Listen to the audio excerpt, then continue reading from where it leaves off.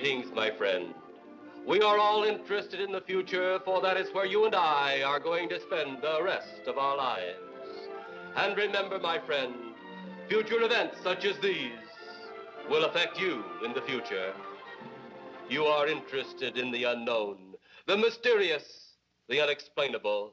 That is why you are here. And now, for the first time, we are bringing to you the full story of what happened on that fateful day. We are giving you all the evidence based only on the secret testimony of the miserable souls who survived this terrifying ordeal. The incidents, the places. My friend, we cannot keep this a secret any longer.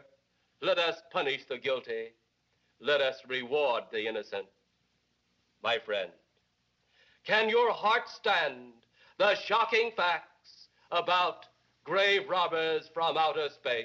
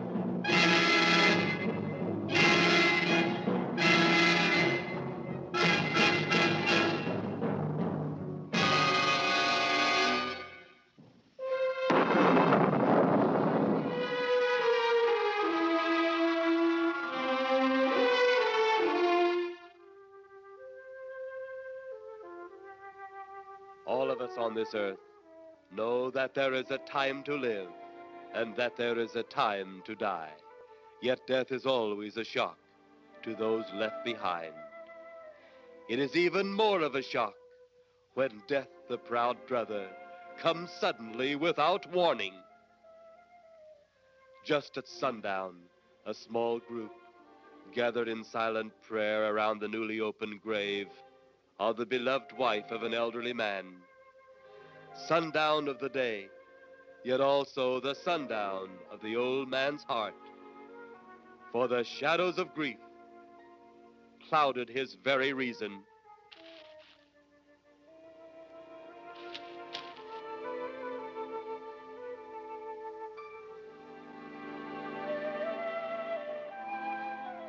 The funeral over, the saddened group left the graveside.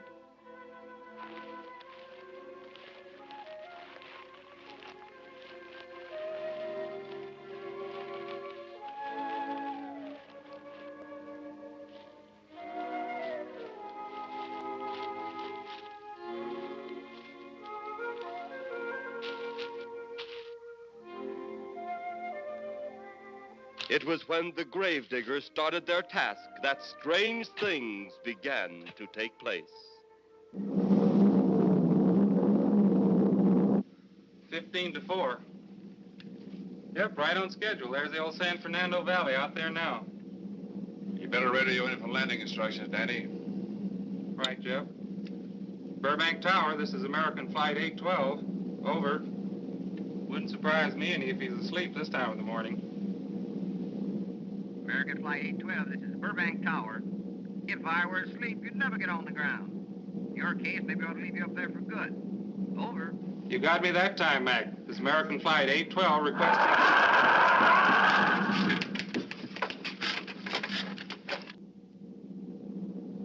Burbank Tower to American Flight 812.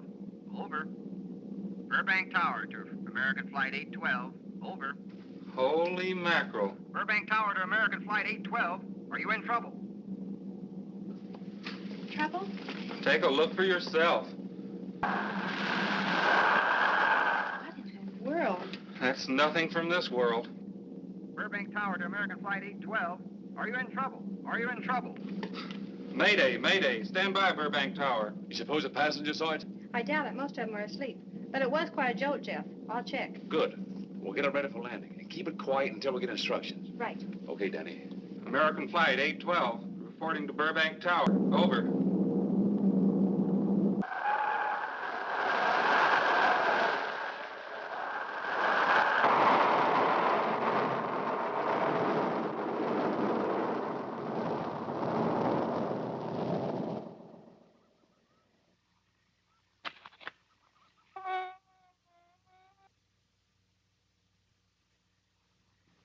Did you hear anything? I thought it did. Don't like hearing noises, especially when there ain't supposed to be any. Yeah, sort of spooky like. Maybe we're getting old.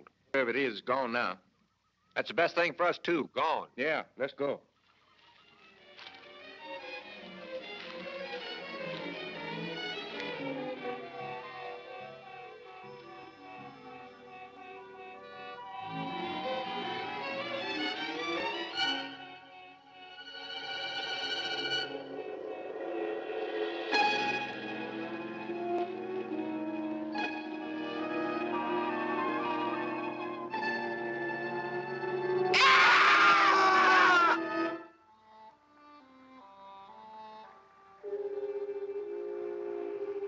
The grief of his wife's death became greater and greater agony.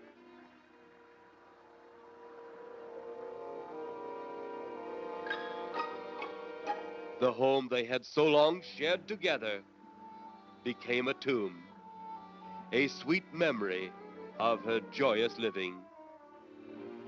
The sky to which she had once looked was now only a covering for her dead body.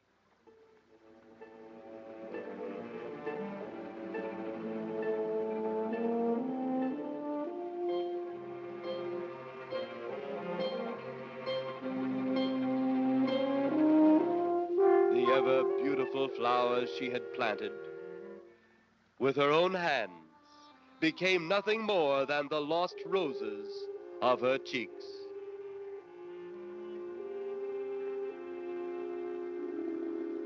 Confused by his great loss, the old man left that home, never to return again.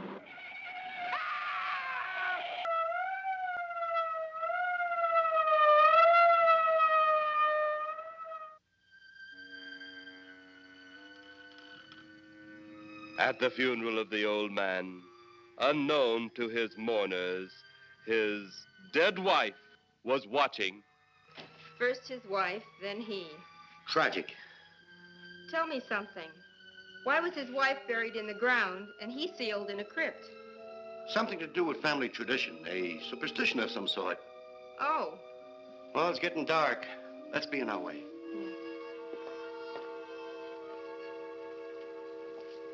Then, as two of his mourners left his final resting place,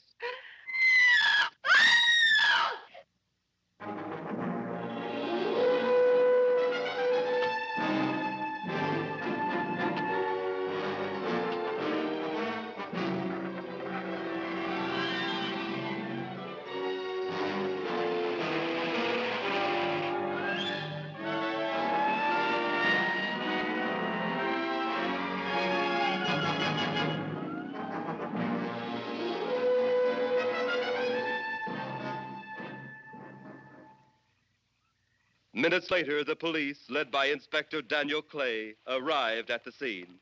Who found them? The man and girl Medical examiner been around yet? just left. The morgue wagon ought to be along most any time. You get their statement? Yeah, much as we could. They're pretty scared. Finding a mess like this ought to make anyone frightened. Have one of the boys take the guy and the girl back to town. You take charge. Okay, Inspector. What are you going to do? Look around a little. It's pretty dark out there. Once you get beyond the range of those lights, you won't be able to see your hand in front of your face. I will get one of the flashlights from the patrol car. Be careful, Clay. I'm a big boy now, Johnny.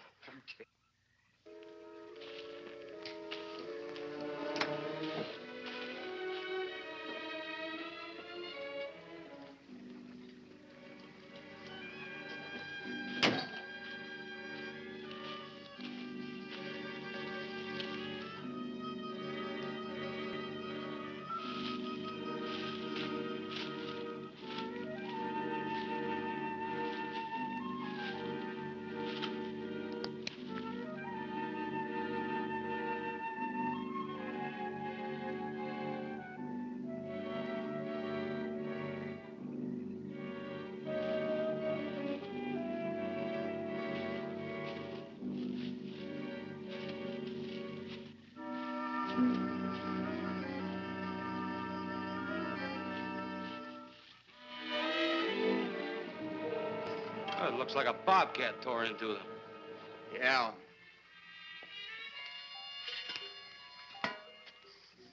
Say, Lieutenant, did you get that funny odor? How could I miss it?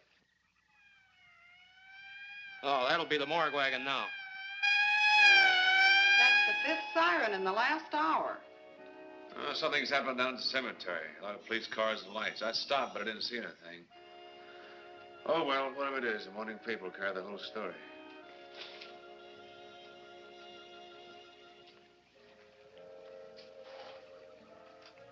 You seem to still be up there somewhere. Maybe I am. I don't think I've ever seen you in this mood before. I guess it's because I've never been in this mood before.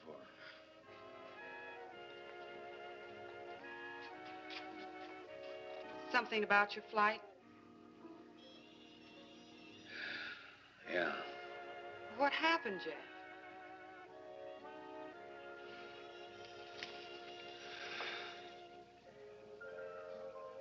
I saw a flying saucer. Saucer? You mean the kind from up there? Yeah, its counterpart.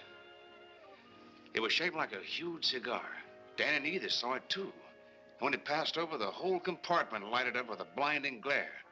Then there was a tremendous wind that practically knocked us off our course. Well, did you report it? Yeah. I radioed in immediately, and they said, we'll keep it quiet until you land. And as soon as we landed, big army brass grabbed us and made us swear to secrecy about the whole thing.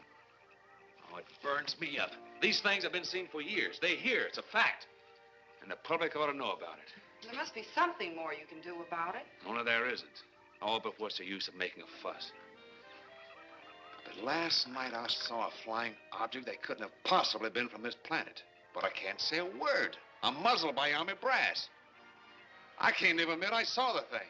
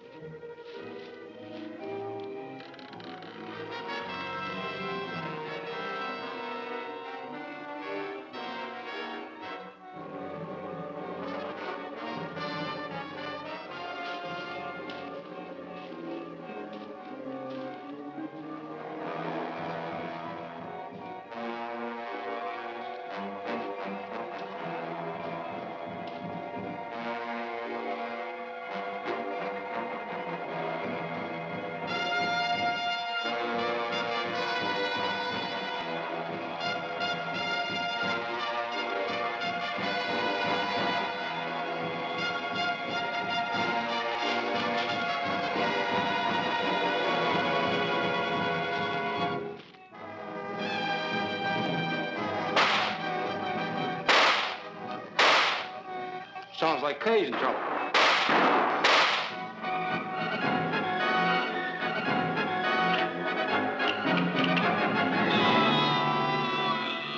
If that apparition we saw had something to do with it, come on.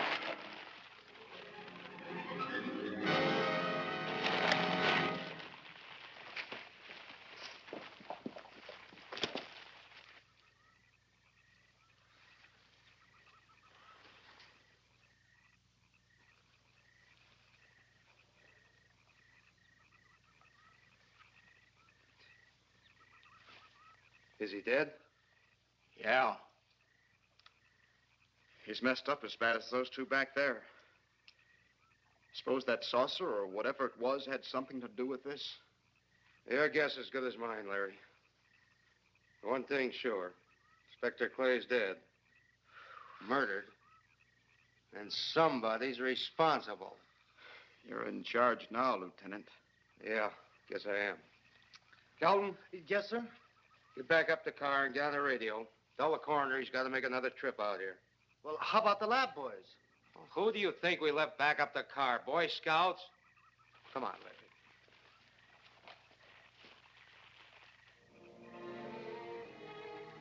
Greater love hath no man than to lay down his life for another. It is always difficult to have last words over the grave of a friend. And Inspector Daniel Clay was a friend, a dear friend to me and to all of us. The bell has rung upon his great career. Now we lay him to rest. A rest well deserved, but so premature.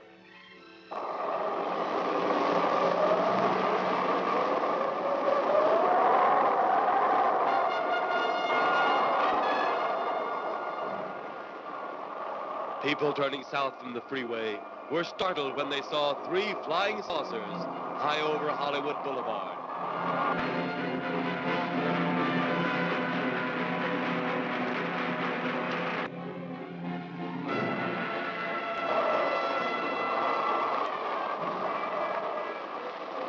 A woman, startled by the sight in the sky, telephones the police.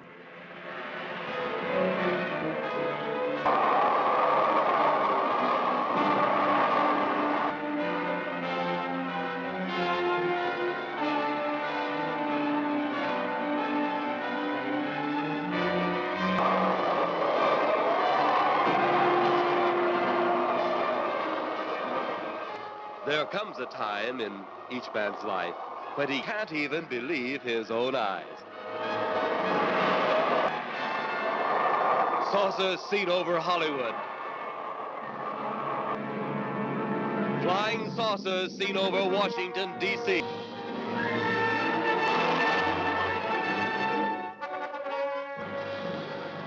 The Army convoy moved into the field.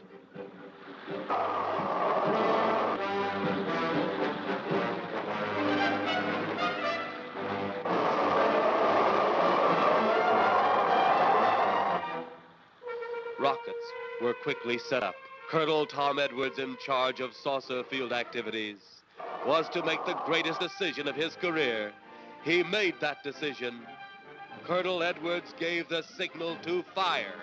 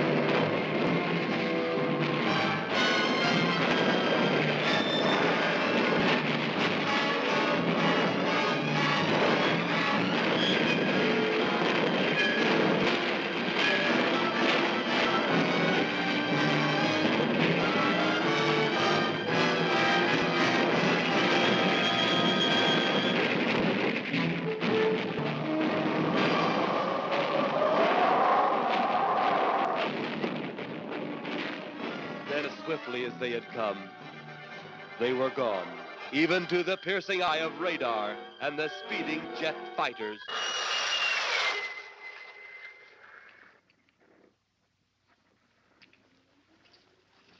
Quite a sight, wasn't it, sir? A sight I'd rather not be seeing. Are you worried about them, sir? Well, they must have a reason for their visits. Visits? Well, that would indicate visitors. Well, the big gun's the usual way of welcoming visitors. We haven't always fired at them. Oh? For a time, we tried to contact them by radio, but no response. Then they attacked a town. A small town, I'll admit, but nevertheless a town of people. People who died. I never heard about that, sir. Well, it was covered up by the higher echelon. Take any fire, any earthquake, any major disaster. then wonder. Flying saucers, Captain, are still a rumor. Officially. Looks like we beat them off again, sir. What do they want? Where are they from? Where are they going? They, sir? Who? Well, this is a training maneuver, sir. We only did a little practice firing at the clouds. Yeah. I wonder what their next move will be.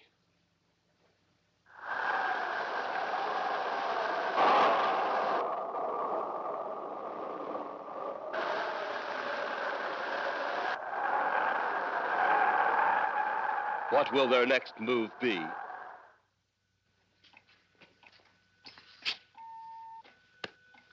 Your space commander has returned from Earth. Send him in.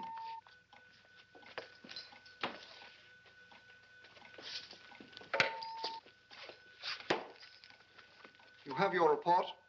We had to pull in here to Space Station 7 for regeneration. We're returning to the planet Earth immediately thereafter. What progress has been made? We contacted government officials. They refuse our existence. What plan will you follow now? Plan 9. It's been absolutely impossible to work through these Earth creatures. Their soul is too controlled. Plan 9. Ah, yes. Plan 9 deals with the resurrection of the dead. Long-distance electrode shot into the pineal and pituitary glands of recent dead. Have you attempted any of this plan as yet? Yes, Excellency. How successful has it been? We have risen 2 so far. We shall be just as successful on more. The living, they have no suspicion of your movements? We had to dispose of 1 policeman. However, none of those risen have been seen. At least not by anyone who still remains alive. It's too bad it must be handled this way. But it must. Those who we take from the grave will lead the way for our other operations. Yes, Excellency. Continue on. Report to me in 2 Earth days. I feared His Excellency wouldn't take our report this well. Well, had he been dealing with our own people, his reaction would have been completely different. He understands the difficulties of the Earth race. What do you think will be the next obstacle the Earth people will put in our way? Well, as long as they can think, we'll have our problems. But those whom we're using cannot think. They are the dead, brought to a simulated life by our electrode guns. You know, it's an interesting thing when you consider the Earth people who can think are so frightened by those who cannot, the dead. Well, our ship should be regenerated. We better get started.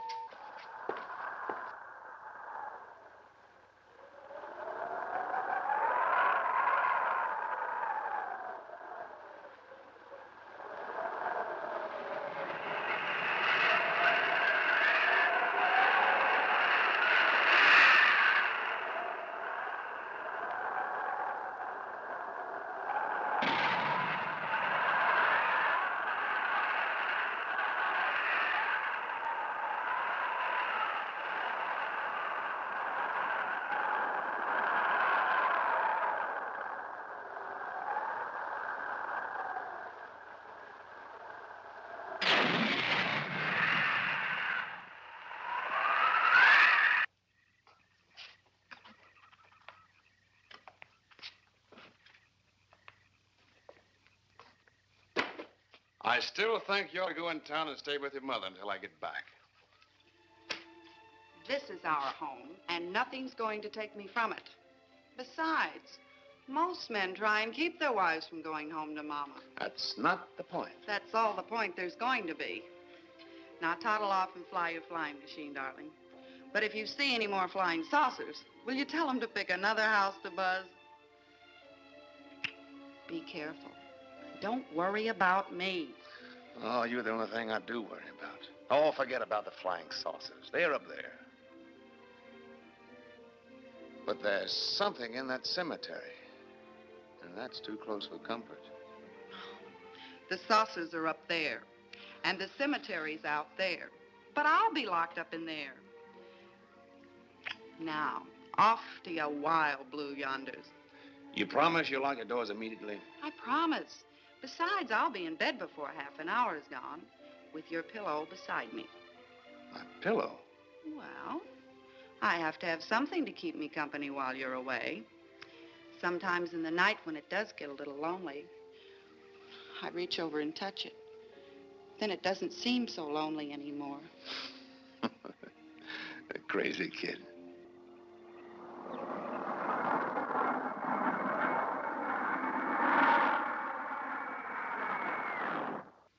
I do love you, darling.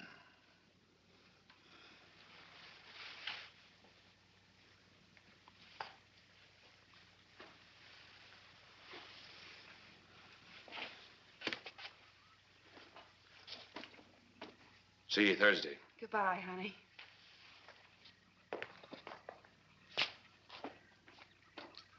You know I'm not leaving you here until you're locked safely inside. All right, darling.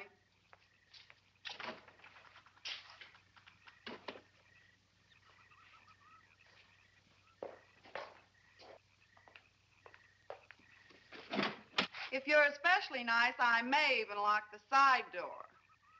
And be sure you keep the yard lights on.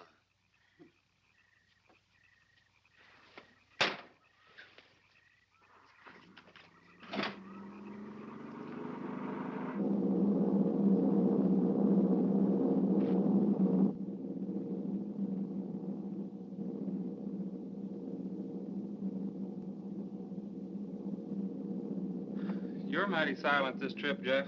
Hmm? You haven't spoken 10 words since takeoff. I guess I'm preoccupied, Danny. We've got 33 passengers back there that have time to be preoccupied. Flying this flybird doesn't give you that opportunity. I guess you're right, Danny. Paula? Yeah. There's nothing wrong between you two. Oh, no, nothing like that. Just that I'm worried, she being there alone and those strange things flying over the house and those incidents in the graveyard these past few days. It's just got me worried. Well, maybe they haven't figured out those crazy skybirds yet, but I give you 50 to 1 odds the police have cleared up that cemetery thing by now. I hope so. If you're really that worried, Jeff, why don't you radio in and find out? Mac should be on duty at the field by now. He could call Paul and relay the message to you. Hi, Edie. Hi, Silence. I haven't heard a word from this end of the plane since we left the field. I've just been giving himself and me a study in silence. You boys aren't feuding. No, Edie, nothing like that. Hey, Edie, how about you and me balling it up in Albuquerque? Albuquerque? Have you read that flight schedule, boy? What about it? We land in Albuquerque at 4 a.m. That's strictly a 9 o'clock town. Well, I know a friend that'll help us. Let's have the problem first. Huh, Danny? Oh, he's worried about Paula. I read about that cemetery business. I tried to get you kids not to buy too near one of those things. We get there soon enough as it is. He thought it'd be quiet and peaceful there. No doubt about that. It's quiet, all right, like a tomb. I'm sorry, Jeff. That was a bad joke. Say, I almost forgot what I came in here for. How's the coffee situation? That's for me. It sure wouldn't hurt anything, Edie. Okay, be right back. And say, Jeff, make that call to Mac. Nah, not only she throw cold water on my Albuquerque plan, but now she's repeating herself. How about that Albuquerque ball? I can't resist your charm, Danny boy.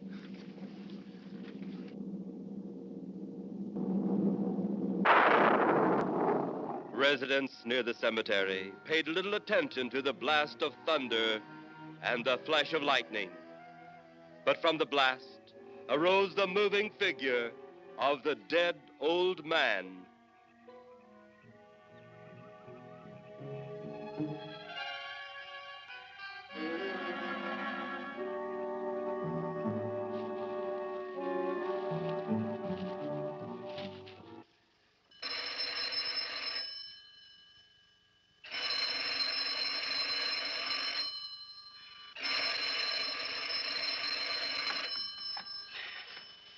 Hello? Who? Mac? Well, hi, Mac. Sure, I'm all right. I just fell asleep. Tell Jeff I'm all right. Okay, Mac. Thanks for calling. Good night.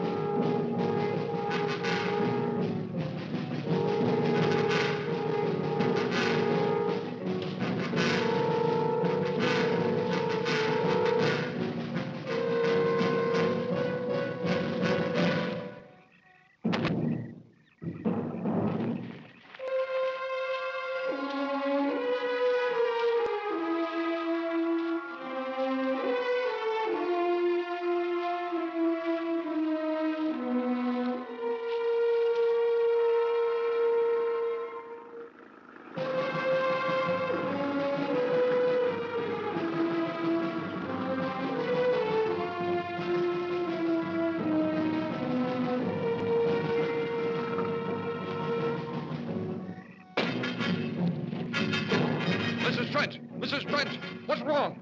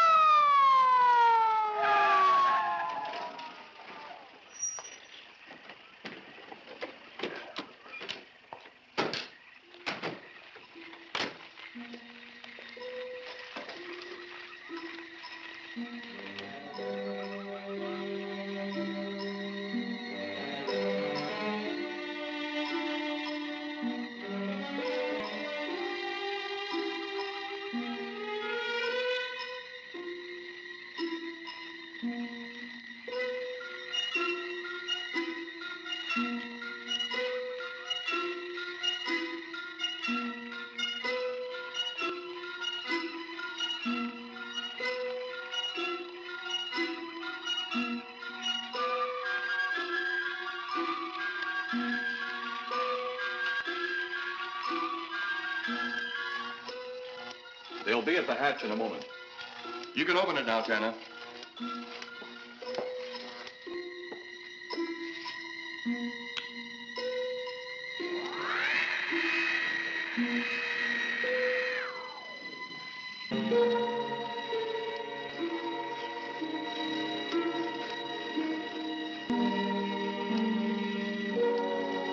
Turn off the electrodes quickly. They can't tell us from anyone else.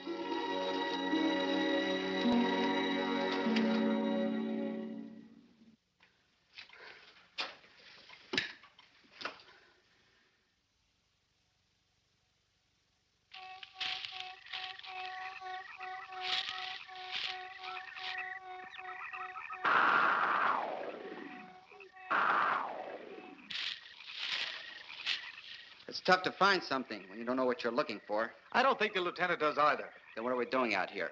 I was off duty an hour ago. Oh, don't ask me any questions. I'm just a hard hand just like you.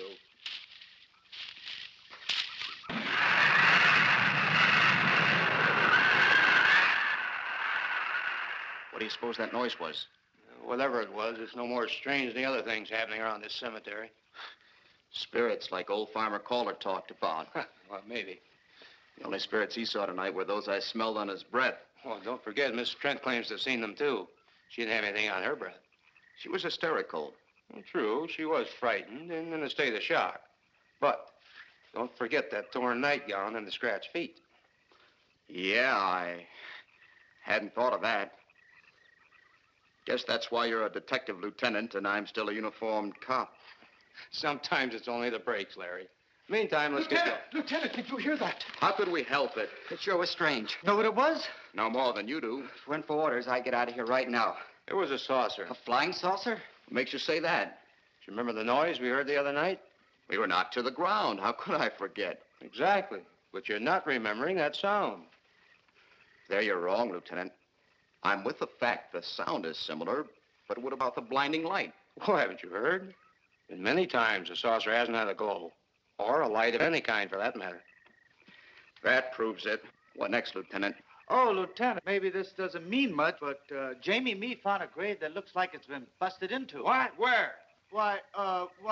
Come on, man, out with it. We haven't got all day to waste. Oh, just over there beyond the crib. All right, show us the way. Look, here it is, Lieutenant.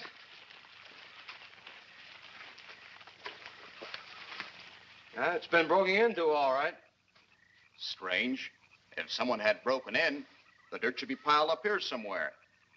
It looks like it's fallen into the grave. Larry, you'll be out of that uniform before you know it. Do we have the right to look down there, Lieutenant? Technically, no. No? Well, this spot looks familiar, though. We shouldn't investigate any further without the permission of next of kin. Let's go get it. How? I see what you mean. The gravestone's down there. Well, let's go down and find out whose grave it is. How? By going down and finding out. Are you sure you mean that, Lieutenant? If I didn't mean it, I wouldn't have said it. Scared? Well, why do I always get hooked up with these spook details? Monsters, graves, bodies. Oh, all right.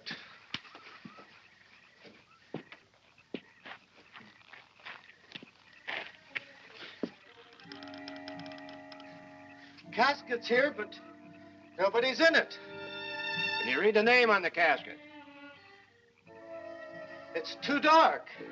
Give me a flashlight. How about a match? We sure could try it. Let me have them. Okay.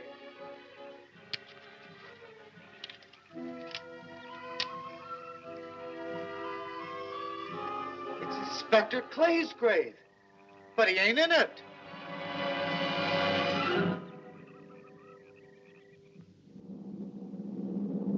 But meanwhile, at the Pentagon in Washington, D.C.,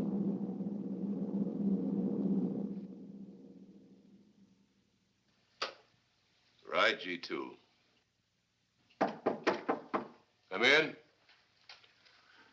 Yes, of course. I'll keep in touch.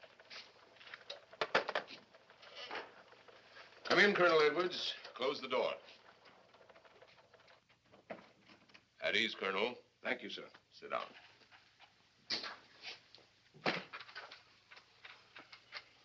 I understand, Colonel, you've been on tap for many of our saucer attacks. I'm in charge of field operations, sir.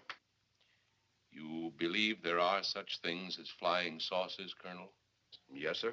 You've seen them? Yes, sir. You realize there's a government directive stating that there is no such thing as a flying saucer? Yes, sir. You stand by your statement that you've seen flying saucers? Well, yes, sir. This could mean a court-martial, admitting this against direct orders. General Roberts, may I speak freely? You may. How could I hope to hold down my command if I didn't believe in what I saw and shot at? I like you, Colonel. Thank you, sir. There are flying saucers. There's no doubt they are in our skies. They've been there for some time. What are we going to do about them? Who knows? Then they really are there. I thought you were convinced of that. I am. We've had contact with them. Contact? How? Radio. They speak our language? Well, not quite. We received messages from their spaceships. For a while, it came in as just a lot of jumbled noise. And now, sir? Well, since they first tried contact with us by radio, we've developed a language computer. A machine that breaks down any language to our own. General, what's this all got to do with me? Well, you've been in charge of saucer field activity for a long while. I think it's about time you heard these recordings. Do you mind? Mind? Huh, I'm anxious.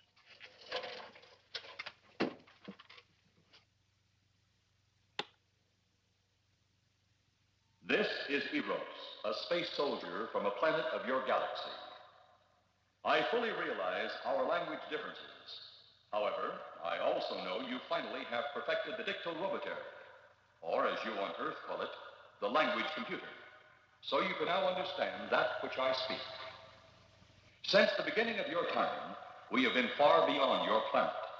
It has taken you centuries to even grasp what we developed eons of your years ago. Do you still believe it impossible we exist? You didn't actually think you were the only inhabited planet in the universe. How can any race be so stupid? Permit me to set your mind at ease. We do not want to conquer your planet, only save it.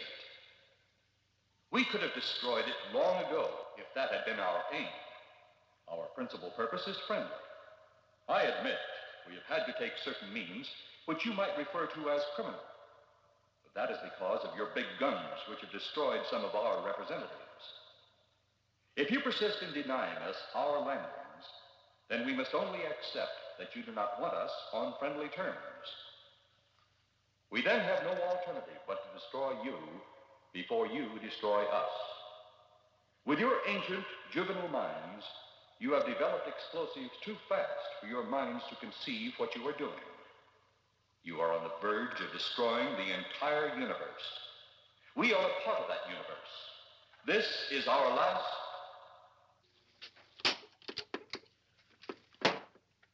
That's the end of that one.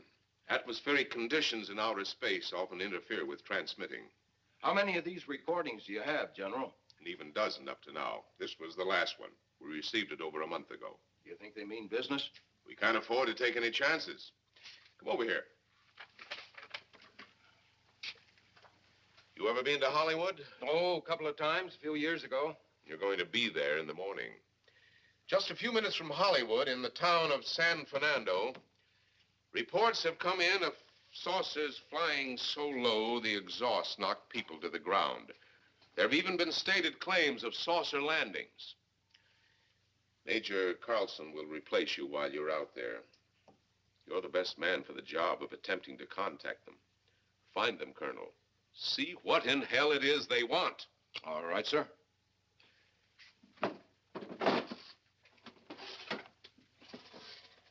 These are confidential reports, Colonel. Read them over carefully on the plane. Turn them over to intelligence when you get to Los Angeles. They'll have further orders for disposition. Yes, sir.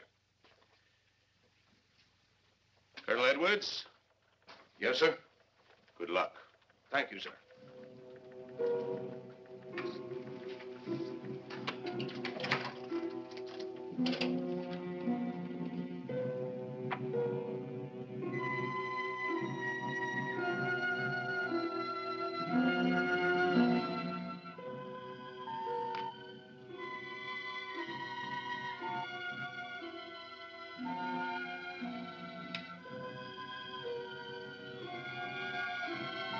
We are ready to report, Excellency. You are many days late. It was unavoidable. We tried to transmit via televisor, but atmospheric conditions made transmission impossible. You should have transmitted as soon as conditions permitted. I thought time was of the essence. Suspicion has fallen upon our movements. Our ships have been viewed near the point of operations. And what has this added time gained, Eros? We have successfully risen 3 of the dead ones. Permit me to see one. Bring in the big one. Use your small electrode gun.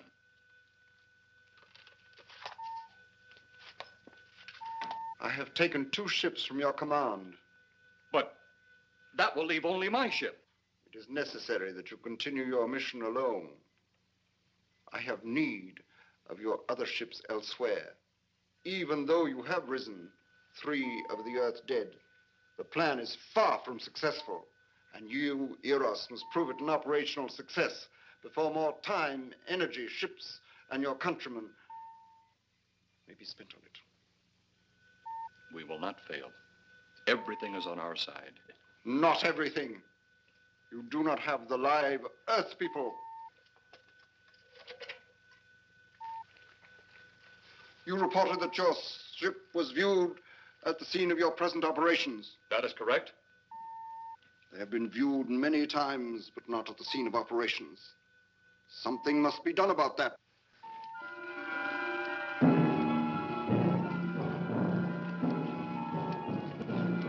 Stop him, Tanner. He's close enough. Turn off your electrode gun. No! No! Stop him, Tanner! I can't get it. It's jammed. Stop him, you fool! Drop the gun to the floor, Tanner. The metal will break contact.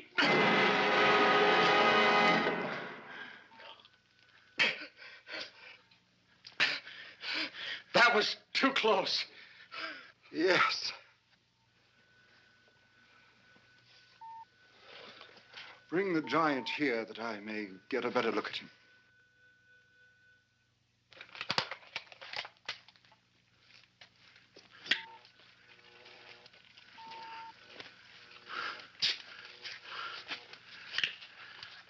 Yes, she's a fine specimen.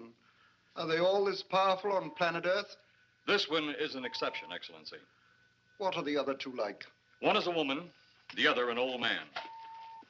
An old man, you say? Yes, Excellency. This gives me a plan. Put the big one away. Pick up your electrode gun. Make sure it's in working order before pointing it at him. Whatever made it jam seems to have been cleared by the fall. Take him back to the ship.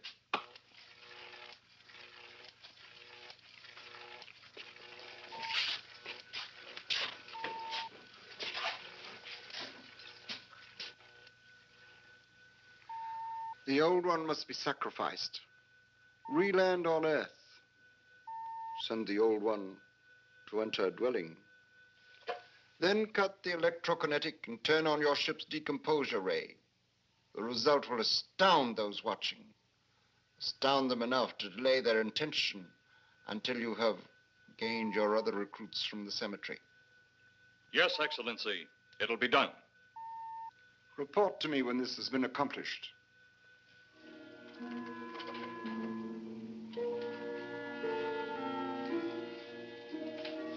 Eros, the Earth people are getting closer to that which we fear.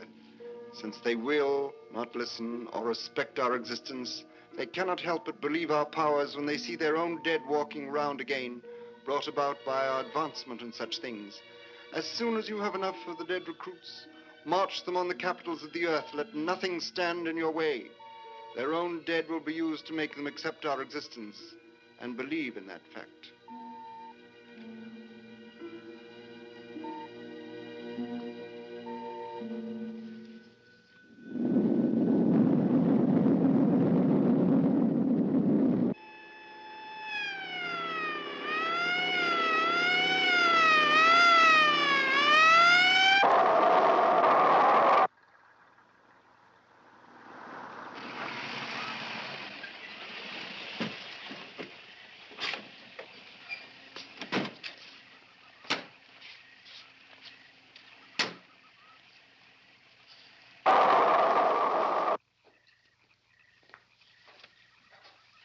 Mr. Miss Strand, this is Colonel Edwards from Washington, D.C. Good evening, Colonel. Hello, Colonel. Colonel would like to ask you a few questions. Questions? What about, Colonel? May I sit down? Oh, I'm sorry. Please do. I want to ask you about your strange experience the other night when you saw the flying saucer. After that, the police brought me home. I hope I never see such a sight again. Well, after your description, I don't think I'd want to see it either. One thing more. After you were forced to the ground by that blast of wind, was it a hot or cold blast? It's kind of hard to explain. It wasn't hot, wasn't cold. It was just a terrific force. We couldn't get off the ground. The light blinded me so badly, I couldn't see a thing. We could only feel the pressure of the wind until it was gone. When the glare left us, we could see a glowing ball disappearing off in the distance. Which way? Toward the cemetery.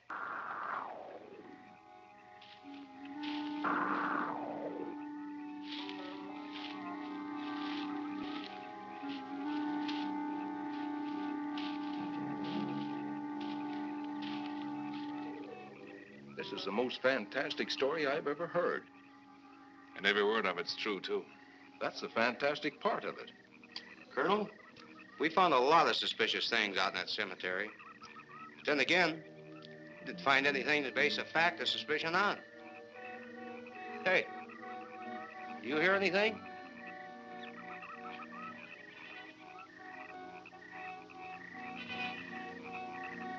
You see anything out there, Kelton? Too dark, Lieutenant. But something started stinking awful bad.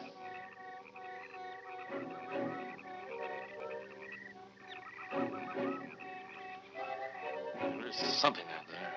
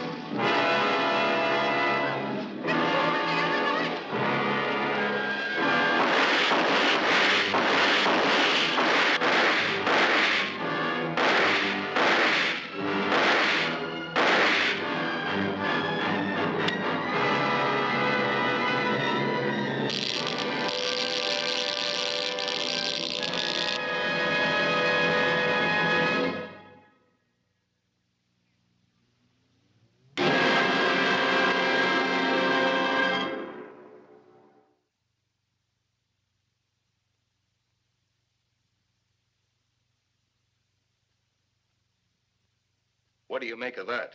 She cut me. Didn't look that way a minute ago. What about your man? Oh, the excitement, I forgot all about Kelton.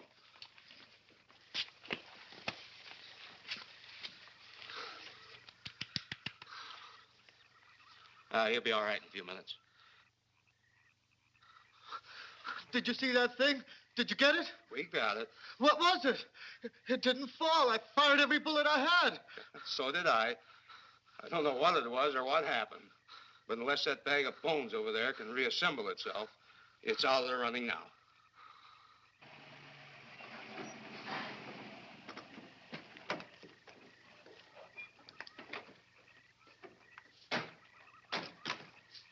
Colonel, I've been out here so often, you think I've taken a lease on this place. Not a long lease, I hope. I see what you mean. But you know, I can't help but feel the answer's out here somewhere. Is the girl safe? Mrs. Trent, you better stay with the car. Stay here alone? Not on your life. Modern women. Yeah, they've been that way all down through the ages, especially in a spot like this. Calvin. Yes, sir. Stay with Mrs. Trent. All right, Lieutenant. Now, you stay close to the officer, honey. I'd feel safer with you. Now, the lieutenant knows best. Well, I don't like it, but I guess there isn't much I can do about it.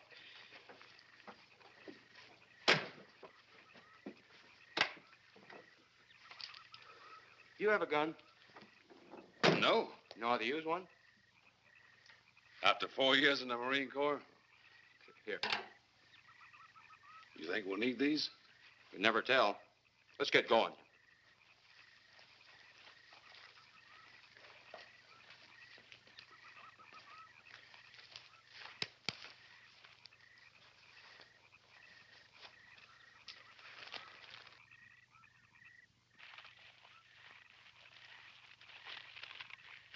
Would expect to find out here.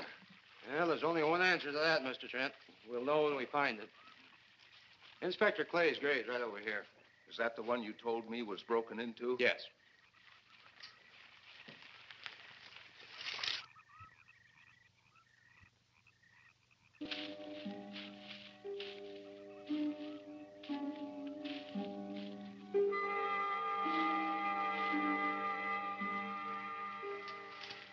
This it? Yeah. Looks to me like someone had broken out instead of in. I figured that, but that's impossible. Look, Colonel, some things just can't happen. Yeah, well, after that apparition that was draped across Mr. Trent's patio, I would say we should keep our minds open to anything. Look, Colonel, I'm a policeman. I've got to deal in facts. But I guess I'll have to go along with you. You know, I'll bet my badge right now we haven't seen the last of those weirdies.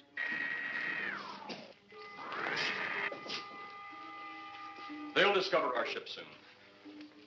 You're going to let them find us? It's the only way. These are the same men who have been so close so often.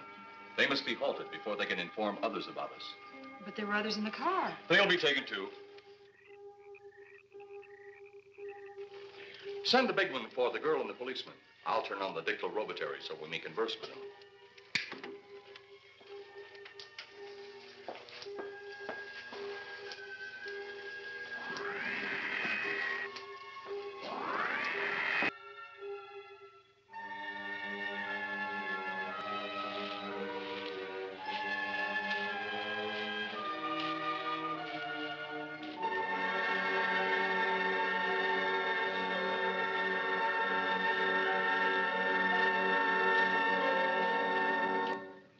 Maybe we're barking up the wrong tree.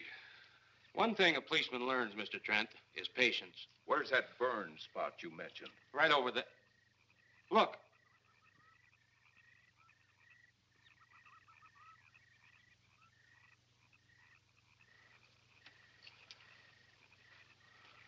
We'll investigate, but move carefully.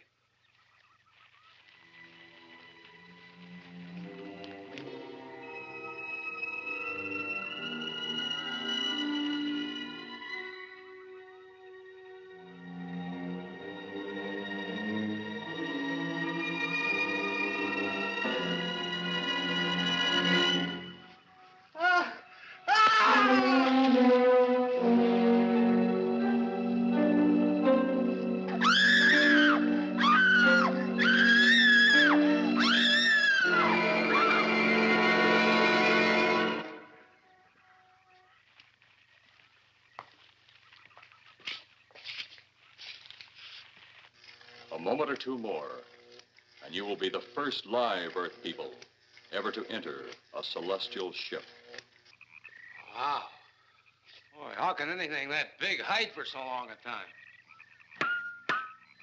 Never heard metal sound like that before. What do you see? Only my reflection. Must be some kind of one-way glass. I wonder how you get into this thing. I'm not sure I want to find out.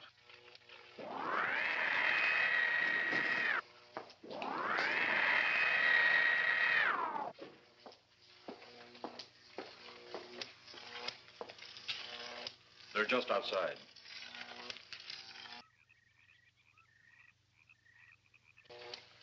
You can open the outer hatch now.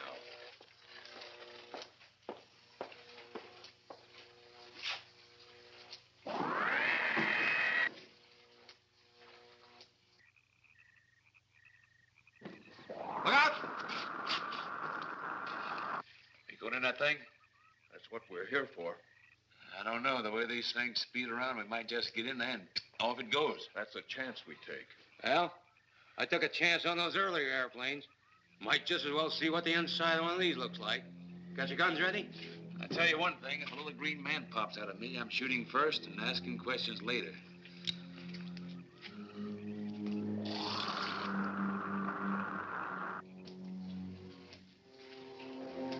They're in the outer chamber now.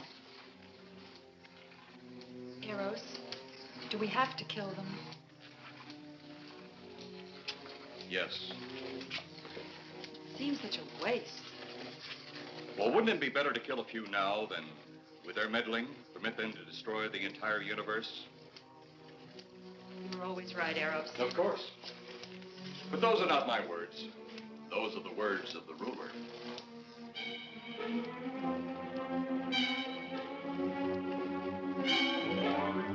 You two stay right where you're at.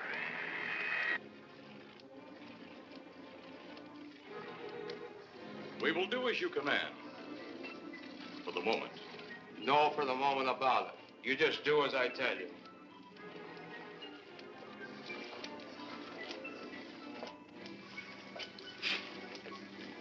You do not need guns. Maybe we think we do. They would be of no use to you now. They've been mighty useful before on flesh and blood. And you two look like you've got a lot of both. True, they would be effective upon us.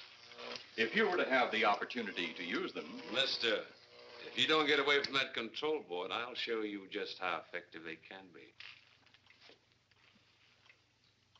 Shall we talk now or wait? Your friends will be here shortly. What friends? Those you left at the vehicle. If you've done anything to Paula... Take it easy, Mr. Trent. Oh, I assure you no harm has come to her. Would you like to see? Next time you try that, I won't aim at the board. You're a headstrong young man. I was only going to turn on the televisor so you could see her movements. Go ahead, my friend, but move very carefully.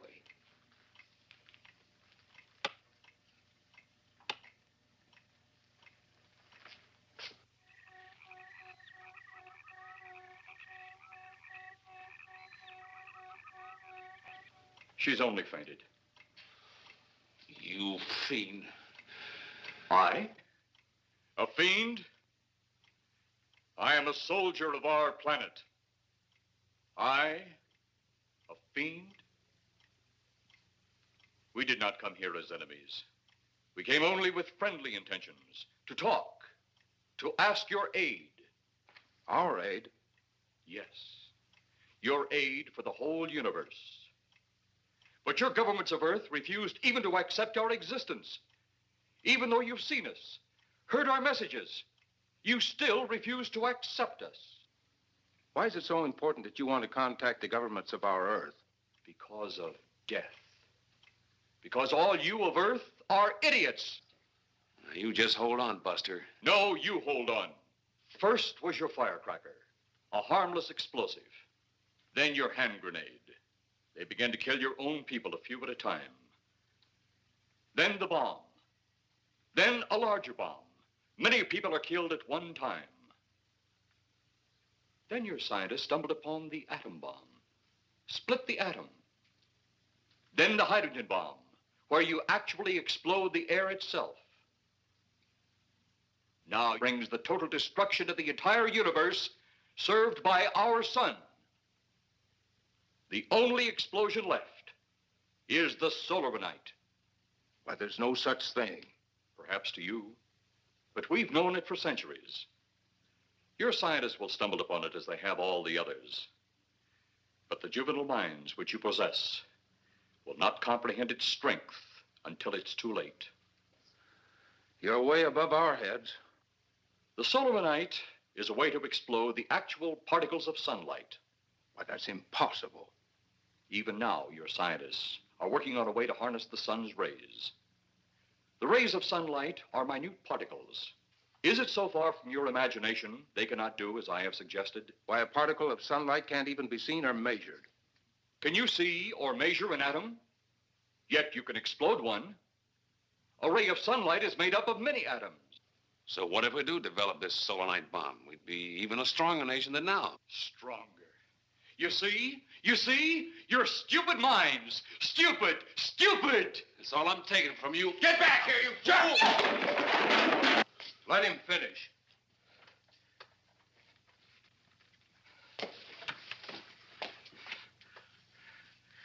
It's because of men like you that all must be destroyed.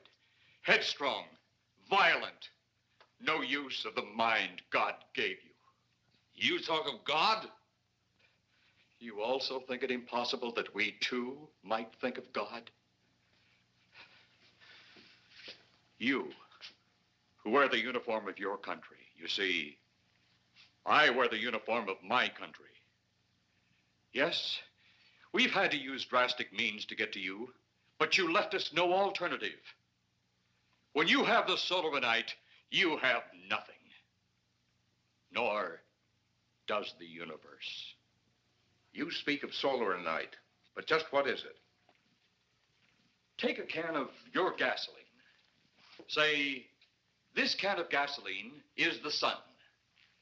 Now, you spread a thin line of it to a ball, representing the earth. Now, the gasoline represents the sunlight, the sun particles. Here we saturate the ball with the gasoline, the sunlight. Then we put a flame to the ball. The flame will speedily travel around the earth, back along the line of gasoline to the can, or the sun itself. It will explode this source and spread to every place that gasoline, our sunlight, touches. Explode the sunlight here, gentlemen. You explode the universe. Explode the sunlight here, and a chain reaction will occur direct to the sun itself and to all the planets that sunlight touches, to every planet in the universe. This is why you must be stopped. This is why any means must be used to stop you. In a friendly manner, or as it seems, you want it. He's mad. Mad? Is it mad that you destroy other people to save yourselves? You have done this. Is it mad that one country must destroy another to save themselves? You have also done this. How then is it mad that one planet must destroy another who threatens the very existence? That's enough! In my land, women are for advancing the race, not for fighting man's battle. Life is not so expansive on my planet. We don't cling to it like you do. Our entire aim is for the development of our planet.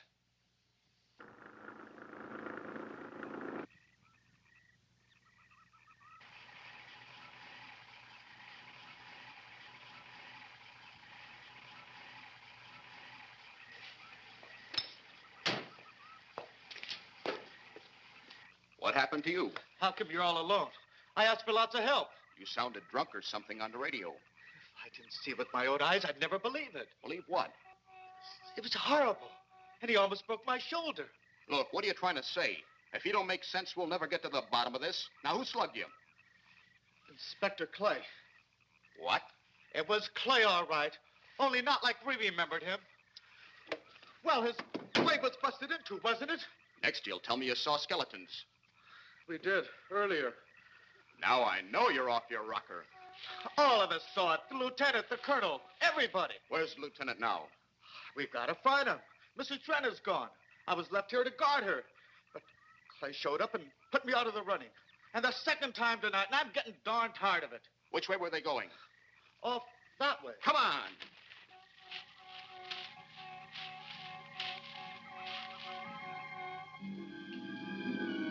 And then one day it could all be gone.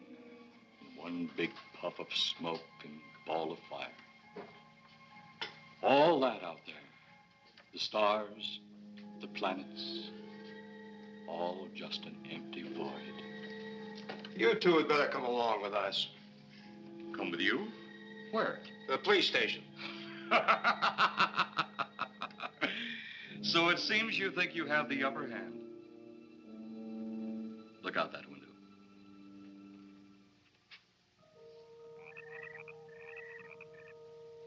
Jeff.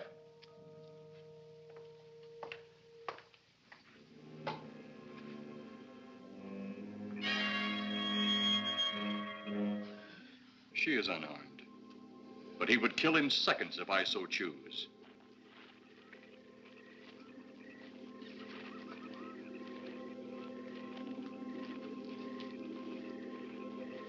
Holy cow!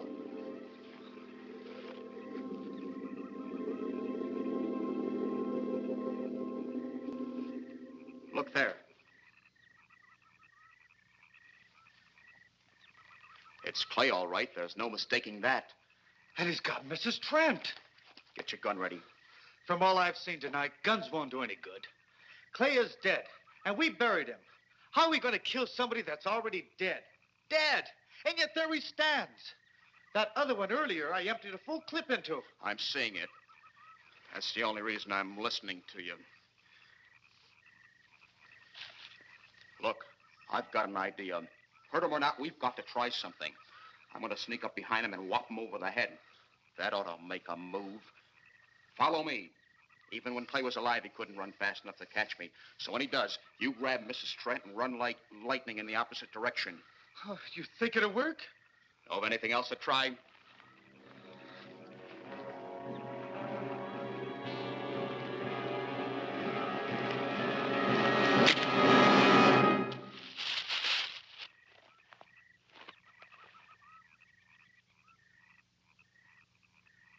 Oh, I'll be all right. Take care of the others. Your men have felled the big one. This could only happen because the electrode ray is off. He'll walk again when I turn it on. Hold it.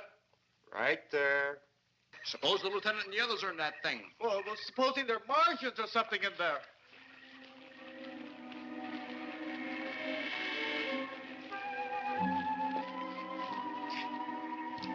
Come on, let's go. Open up in there. Open up. Get that door open. Colonel, I wouldn't know one switch from another.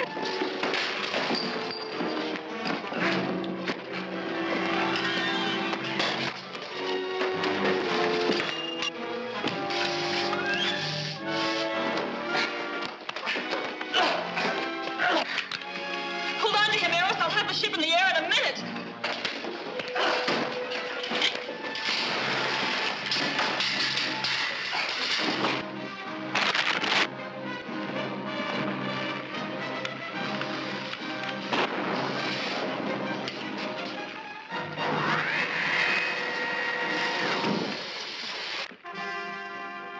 Get out of here, Jeff. The ship's on fire.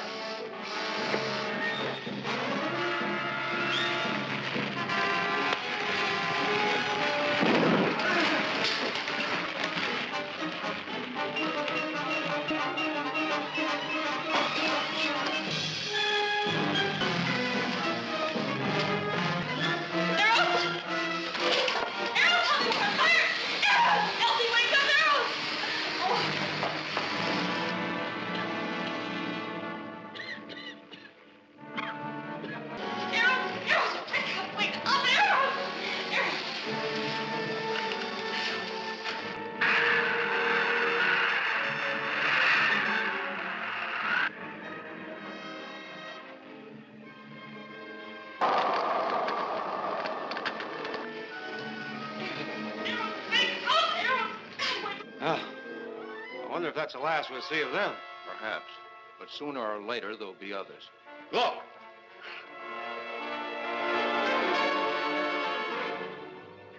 Have they caught that woman? That thing yet? Hey, that's right. There's another ghoul running loose. And it's my guess that she'll look like him. With the ship and the ray gun gone, they have no control. We gotta hand it to them, though. They're far ahead of us.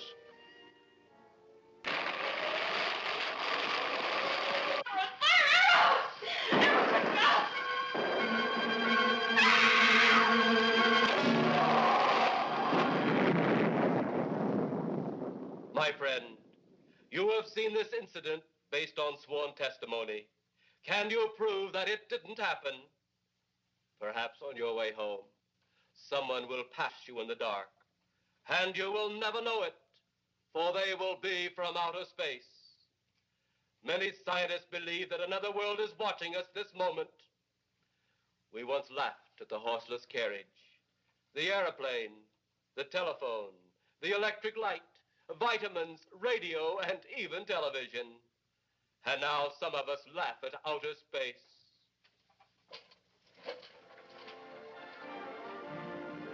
God help us in the future.